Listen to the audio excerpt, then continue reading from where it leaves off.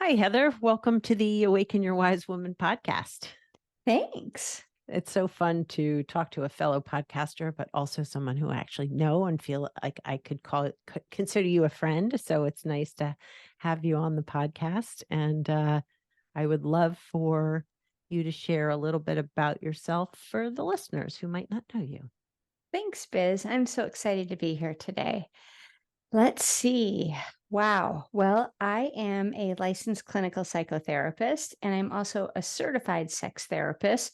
The difference between a certified sex therapist and a sex therapist is those of us that are certified have done some really significant training Yeah. and rigorous supervision to make sure that we're highly competent in what we do. Um, I came to this career later in life. I was in the military before that, and then I was in corporate America. And really, the common thread for me through all of those positions is I really wanted to help people be better versions of themselves. And that was my management style when I was a senior manager at Hallmark, and it's how I led my troops in the Army. I just always wanted to help people to grow and change and create really meaningful lives. I had always wanted to be a therapist. And so this was a later in life dream for me to have the luxury to go back to school and become a therapist. And along the way, I just really fell in love with sex therapy. Hmm. That's so funny to say you fell in love with sex therapy because sex and love are often so interchangeable or so connected, I should say. Um, um, and I love that, like, I've watched a couple of your videos and listened to your podcast, and I love that you are so open and honest and willing to talk about sex in such an unencumbered way because that isn't always the case for a lot of us. Right, right. I think that culturally, there's so much stigma Yeah. talking about sex. I really want to have a t-shirt that says Great Sex Podcast, my podcast name. And I'm thinking, okay, who am I going to offend walking around with a shirt that's got the word sex on it? Yeah. And or make a t-shirt that says something like, we need to talk about sex. But who knows? I might get other people upset. But it's a Or shame. or or you might get interactions that you might not necessarily Yes, welcome, especially being a exactly. woman. Yeah. Exactly. Yeah. Exactly. Yep. Yeah. But it is important to normalize it and to be able to, especially in therapy, be able to talk about it and because it's so important in our lives, right? I mean, especially in a partnership. Exactly. And sex is part of sexual health. And that is part of who we are as human beings. And so many people have experienced shame around sex growing up, and they're afraid to talk about it. It feels awkward, it feels uncomfortable. So oftentimes they just avoid it because that's the easiest thing to do. Not avoid sex, but avoid any real conversation about it or any exploration of their own sexuality. And they end up really missing out on what could be something very beautiful for both them and for their partner. Mm, yeah. Well, I just think about the yes, the shame that can be tied up in it, especially too if there has been any type of trauma around sex or, sexual trauma in particular. But um, I also know as a woman in midlife that my body changes, that have happened because of menopause and where I am in my life have made sex more challenging. Mhm. Um, can you talk a little bit about how midlife might impact a sexual relationship, whether it's heterosexual or you know, or not? Sure, sure. I would love to. Oh, my goodness, aging. There's Hmm. so much packed into that, right? And Yeah. as we age, our bodies change and we might have a harder time moving or being in certain positions. And we may have health issues too that affect what we're able to do. So sex looks different as we get older than it did when we were younger. We just don't oftentimes have that kind of physicality that we Mhm, had with sex when we were younger. mhm, Another reason that sex can change as we get into midlife is oftentimes we can really disconnect with our partner over time if each of you is focused on different things that give you meaning. Say one is focused on career. I mean, both could be focused on career, but oftentimes, mom is focused on the kids, and you can get so busy. It doesn't mean you don't love each other, but you can get so busy with your life that you stop nurturing the friendship. You stop nurturing that real connection and that closeness that really is the pathway to sexual desire for women for the most part. mhm. Women need to feel really close and connected to their partner to be interested in having sex. So if you've disconnected from your partner and you haven't done date nights and done all those things you need to do where you've spent quality time with one another, sex can become, much more difficult as you approach midlife. The other thing that happens is, we go through menopause. Men tend to have lower testosterone levels.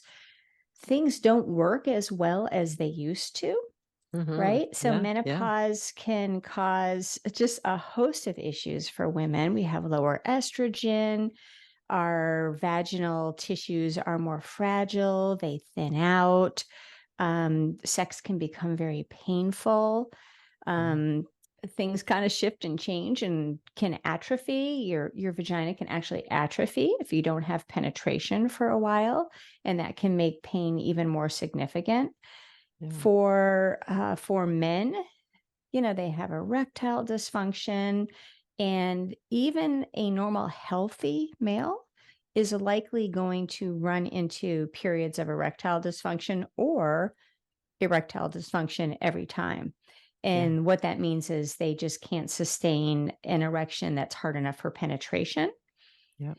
And really, erectile dysfunction goes with the decades. So, about 50% of men in their 50s are going to have erectile dysfunction, some or all the time, Wow. 60 in their 60s, 70% in their 70s, 80 in their 80s. So, it's very prevalent, but we don't talk about it a lot. Again, that's Ah, another one of those yes. aspects of sex we just really don't talk about a lot. Well, that's what was sort of percolating in my brain as you were talking is that like these are such normal things that happen to our bodies as we age, and yet we're not normalizing it Mhm. in the context of like my life or your life or like everyday life that this is natural, this happens, and it doesn't mean your sex life has to be over, right? Exactly. Yeah. Yeah. Well, I it's funny because I have this memory of being with a group of friends where, the women were in one room and the men were in the other room. And it seemed like inevitably with this group, we would end up talking about sex and with our partners. And I don't know if the men did, but definitely the women did. And it was almost as if the consensus, which I felt a little sad about, with the consensus was like, I don't want it anymore as a woman. I know I have to do it because they want it. And it's like my obligation or job. This is part of my role as a wife versus like I enjoy connecting physically with my partner and I love the intimacy. And yeah, we don't do it as often as we did, but this is bonding for us, which is Mhm. how it has evolved for my husband and I, which has Mhm. been nice. Yeah. Yeah. Yeah. Yeah. Do you hear that often in your line of work? Oh, yes, completely. And typically that brings up several thoughts for me when I hear someone say that. So the first thought I typically have is, maybe since you're older, it is time to redefine what sex is. Mm. So many people are stuck in this model that sex is intercourse, and that's Oh, all sex interesting. is. Yeah. And honestly, as we get older, women tend to want intercourse less. They Mm. enjoy other things that are sexually pleasurable, that are connecting, even just cuddling, Mm. Mhm. is very pleasurable. It doesn't even have to include an orgasm. So the Mm. more that we broaden our definition of sex beyond intercourse into something that's pleasurable and is connecting, the happier we will be. Research actually shows that the most satisfied and happiest couples, as they are aging, have Mhm. redefined sex Mm. into pleasure and connection and away from intercourse. Because so many things can go wrong with intercourse. You think Yeah. about all the steps that have to go right in order to have intercourse, Mm. and we Yeah. can set ourselves up for failure. Not just Yeah. ED, but pain. Yeah. There's Yeah. just a lot of things that can go wrong along the way. So the Yeah. more we can move away from that as our goal, our expectation of what sex is, the happier we will be. So that's one thing I try to share with people when they say that they really don't want to have sex anymore. Another Mm. thing I typically will say to them is, well, what kind of sex do you want to have?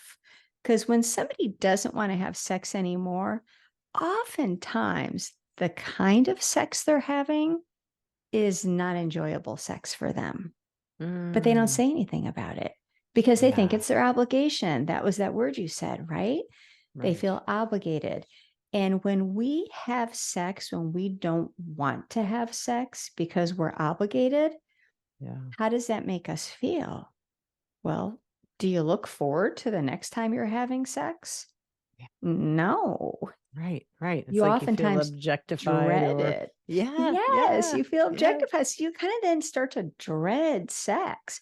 So when you start having sex when you don't want to, when you say yes, when you really want to say no, because you feel like, well, I kind of have to, it's been 2 weeks, he's pouting, then what you're doing Mm. is you're setting yourself up for actually for lower desire levels, because the more you dread sex, the more you don't want to have sex, the more you're not going to desire it, right? Oh, absolutely. Yeah. The more closed you are, right? Just emotionally, but too, I would imagine physically, right?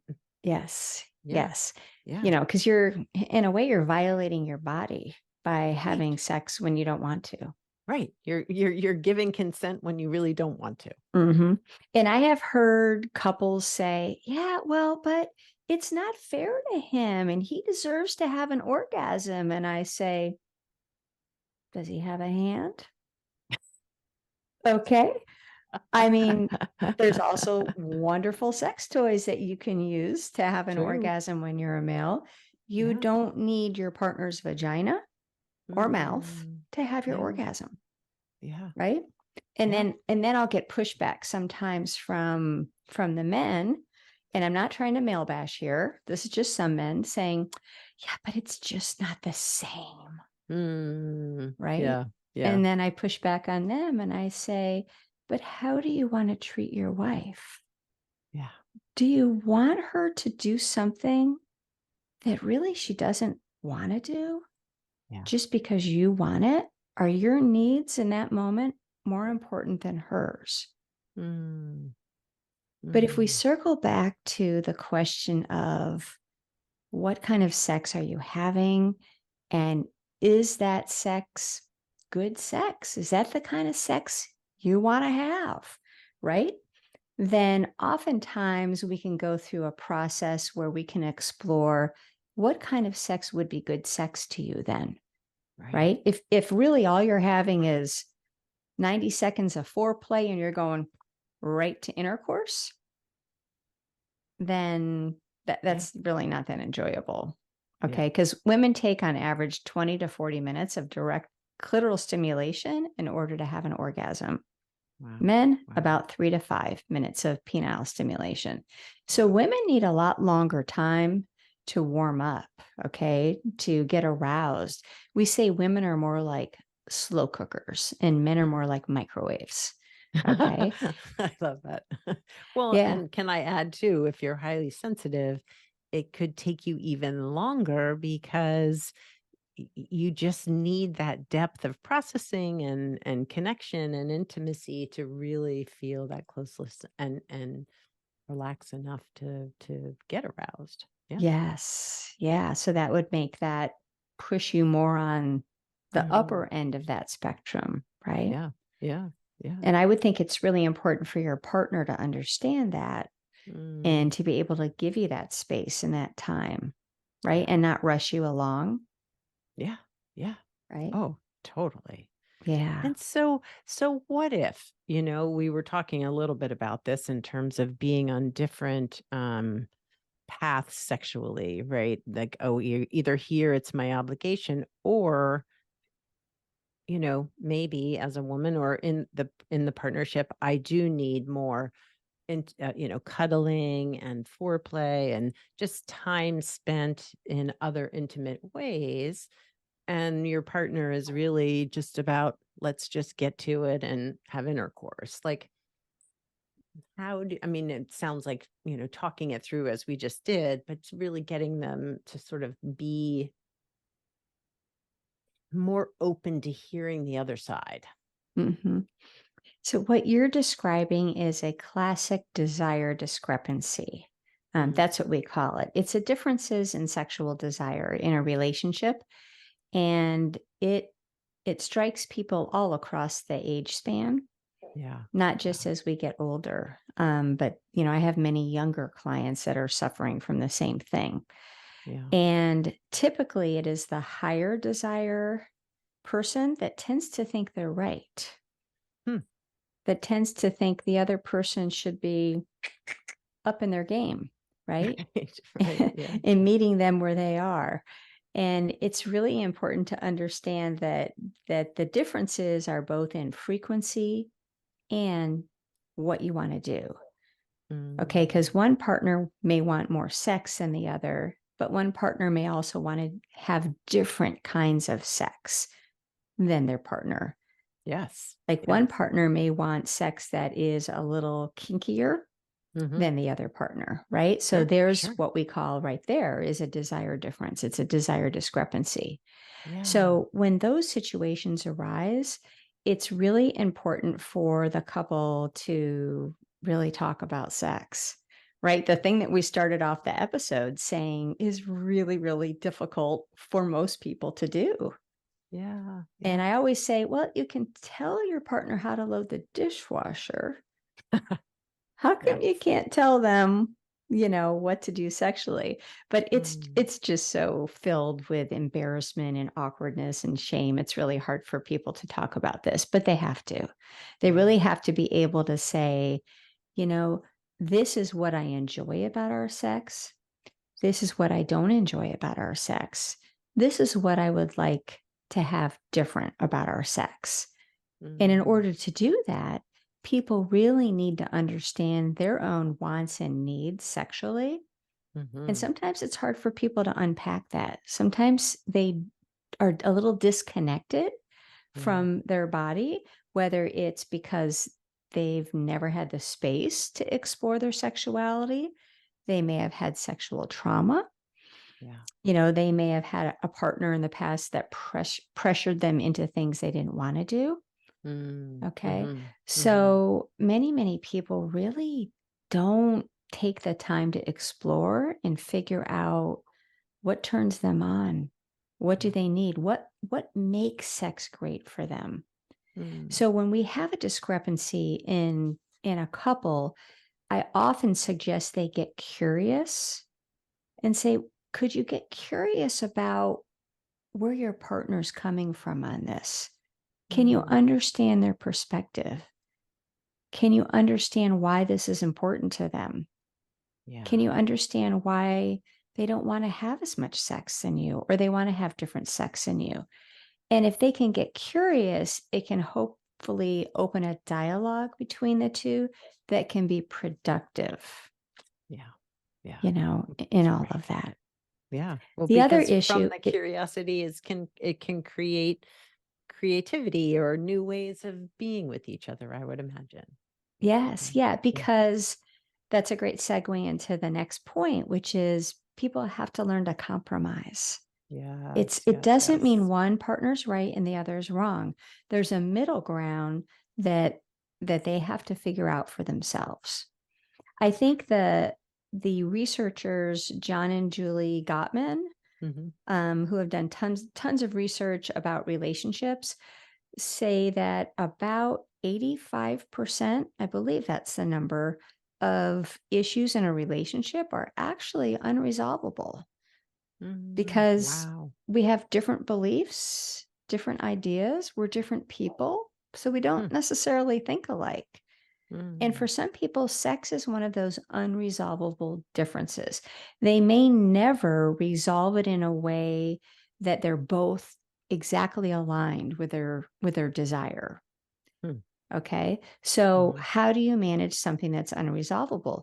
You figure out how you compromise. You figure out how do you work this out together as a team, as partners, so that each of you are satisfied, Mm. right? Yeah.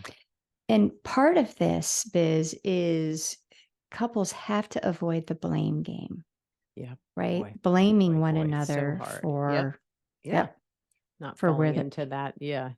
If you only, yeah. hmm right.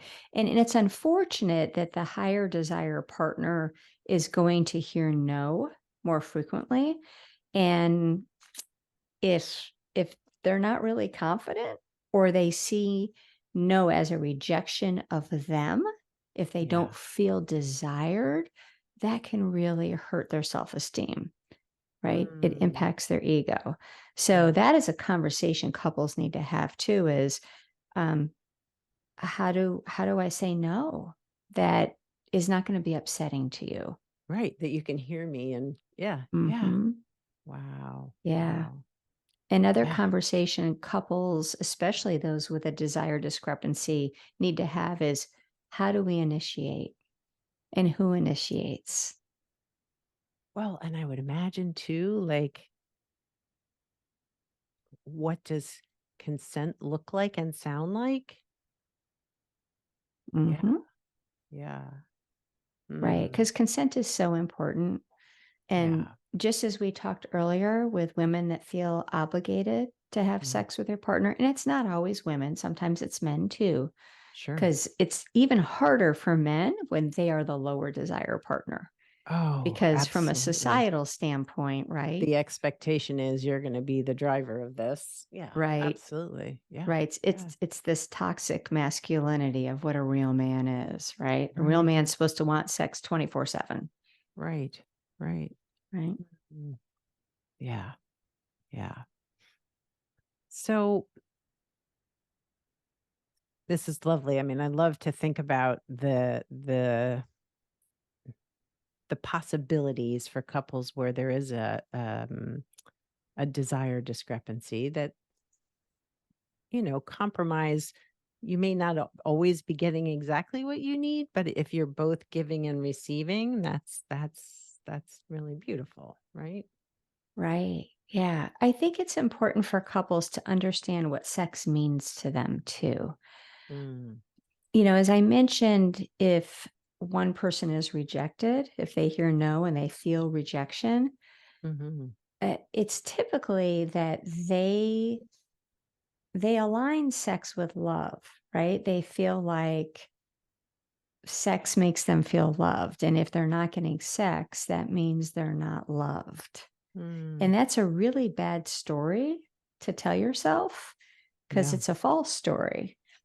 And that false story then can cause hurt feelings and cause lots of pain and can cause disconnection and resentment within the relationship. So if one Yes. partner's thinking, that when the other partner says no, that means that they don't really care about them. They're not loved. They don't, and they're not feeling loved, right? That can cause havoc in a relationship. Mm. Yeah. Well, and to be on the other side of that, like if I reject them, yeah, if they're going to take it personally or turn this into you don't love me, then the obligation piece might come in to be like, well, I have to do this in order for you to feel loved.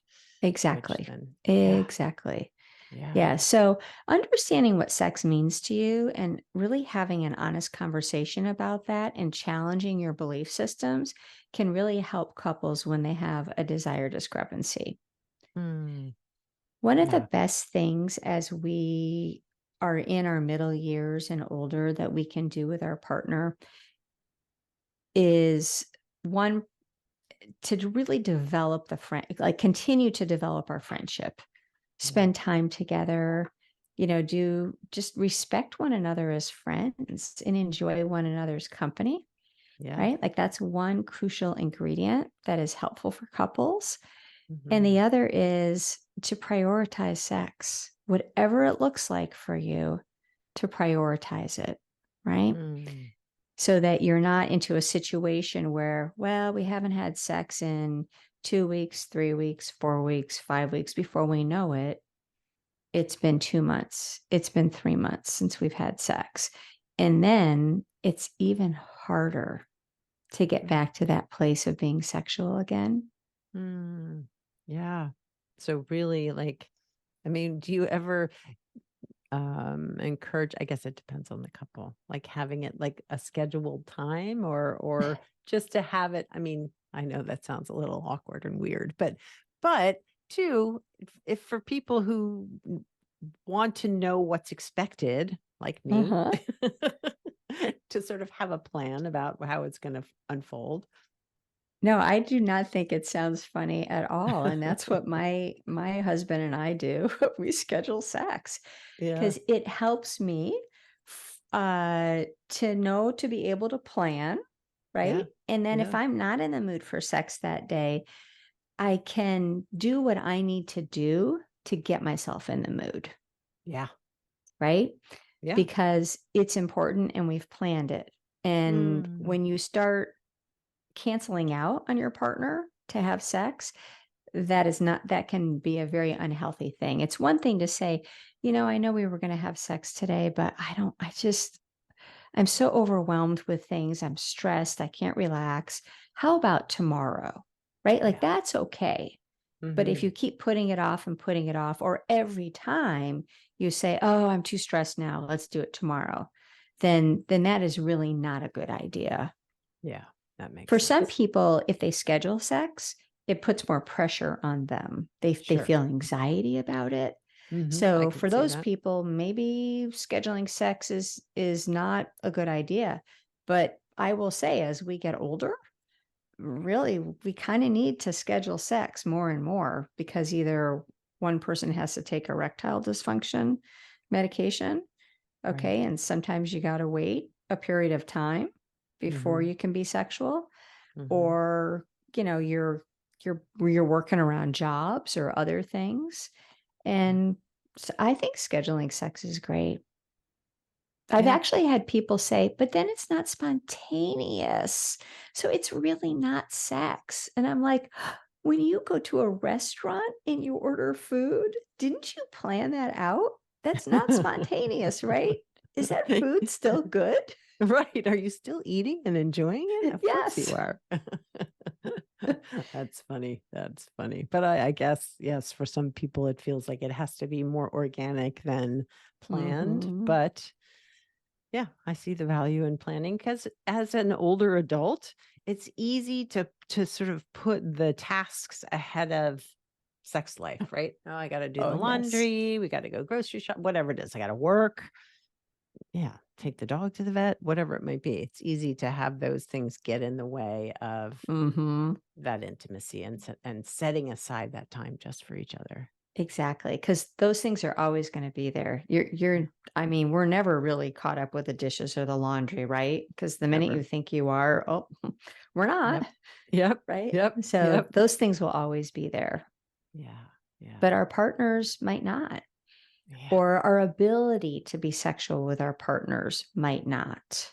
Mm, You yes. know, I've Yes. been Yes. pretty out there that my husband has erectile dysfunction, and we've had to work through this together as a couple. which is Mhm. one of the reasons I became an expert in erectile dysfunction, because I wanted to know more about this just for my own situation. Sure. And we were kind of joking around this last week, and we both said, "Gosh, if only we'd known, we would have had a heck of a lot more sex like 10 years ago, 20 years ago than we did," right? So, Yeah, yeah. No, it's true, right? yeah. You don't know what the future holds. That is true. Right. And it's true of everything really, right? But it's Yeah. definitely true of our sex lives. Yeah, yeah. Well, and the fact that it doesn't get talked about in our younger years, like you Mhm.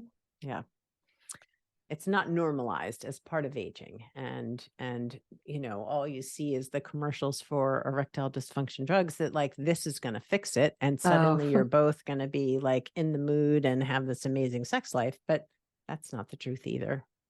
no. I could go on a big rant about this, and I'll spare you that, but taking a pill, it doesn't fix it for everybody. So then when they see this advertising and it doesn't work for them, then it reinforces, "Oh my gosh, something's really wrong with me. Like Totally. I I'm would not good imagine. enough." And the other thing is that magic pill is not going to suddenly make a person a better lover. It's not That's going to make them more attentive. It's not going to make them better at foreplay. It's not going to make them more sensitive to their partner's needs sexually. It's just going to give them an erection and give them a harder erection for longer. So Oh, it's goodness. really Yes, not the yes, yes. panacea it's sold to be. No, no, no, it is not. Well, Heather, this has been a wonderful conversation, and I love that we can talk about sex and a good sex life in an open and honest way, the problems and the benefits of it. But how do people find you if they want to know more about you and your podcast and all of that? Oh, thank you for asking. My website is lovefilledlife.com. So that's lovefilledlife.com. And my podcast is the Great Sex Podcast. And you can find that through the website, or you can just go to Apple or Spotify and search for Great Sex Podcasts and it'll pop up. Nice. And I love that all the episodes, or at least some of the episodes that I've listened to, are very short and direct and right to the point, and it's really awesome. So Thank I you. hope, That was definitely something that was important to me. yeah, yeah. Well, and I hope that the listeners will check it out. So thanks so much for being a guest today. And I look forward to talking to you in our future conversations. Thanks so much, Biz. I appreciate it.